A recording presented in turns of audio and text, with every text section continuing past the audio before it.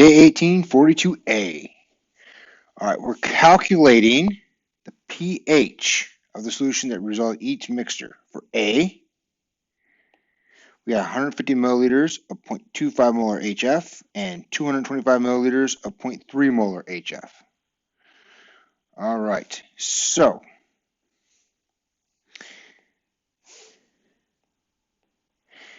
what are we doing here? Well, we are mixing these, right? If I have a little beaker, a larger beaker, and another littler beaker, all right, I have,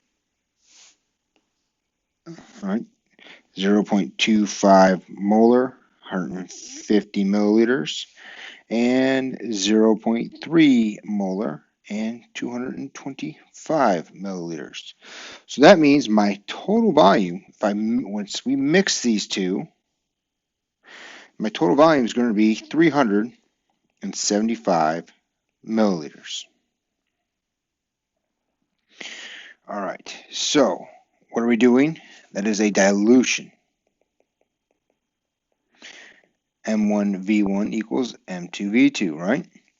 So for sodium fluoride, I have 0.30 molar. I have 225 milliliters, all over the total volume of 375 milliliters. So my new molarity happens to be 0.18 molar F minus. We don't really care about the sodium, right? Sodium doesn't hydrolyze. Same thing happens for hydrofluoric acid. M1V1 equals M2V2. 0.25 molar, 150 milliliters.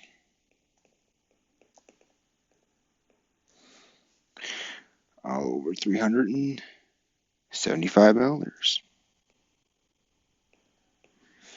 So M2 happens to be 0.10 molar HF. All right. I have acid.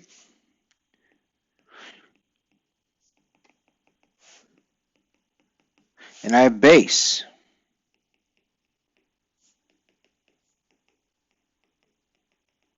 I have acid and conjugate base,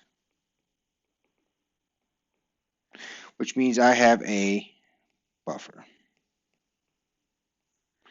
If I have a buffer, I can use the Henderson-Hasselbalch equation, where pH equals pKa plus the log concentration of base over acid.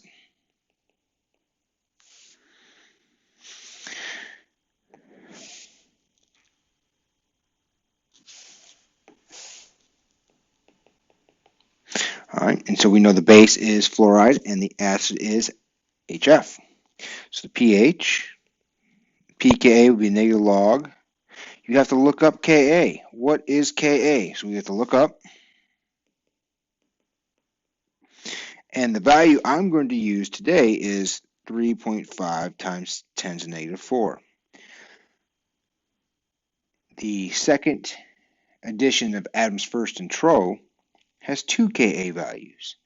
All right, this is one of them for HF. The other one is 6.8 times 10 to the negative 4. Today I'm going to use 3.5. All right, most of the Pearson homework needs the other constant.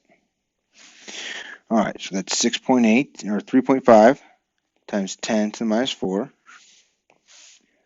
plus the log concentration of base 0.18 over the acid 0.1. So that means my pH of my solution here happens to be 3.71.